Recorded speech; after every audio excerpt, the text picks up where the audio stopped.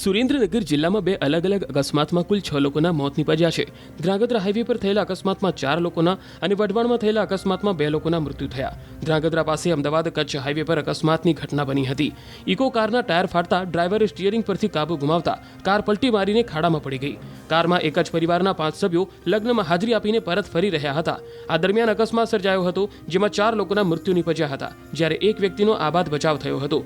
કારમાં સવાર 5 લોકો દલવાડી સમાજના હતા। આ ગોઝારા અકસ્માત અંગેની જાણ થતાં જ પોલીસની ટીમ ઘટના સ્થળે પહોંચીને આગળની કાર્યવાહી હાથ ધરી હતી।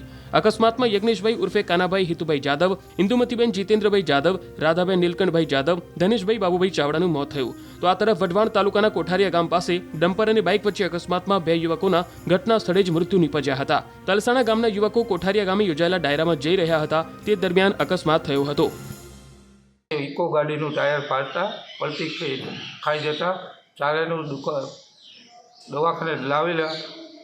ત્યાં 2 જણાના ઓન ધી સ્પોટ એક્સપાયર થઈ ગયેલા ને એક પછી ઓફ થઈ ગયા ને એક ભાઈ ધનેશભાઈને તાત્કાલિક રાતે સુરેન્દ્રનગર રિફર કરેલા। તેના પણ સમાચાર મને મળ્યા કે તે પણ ઓફ થઈ ગયા છે।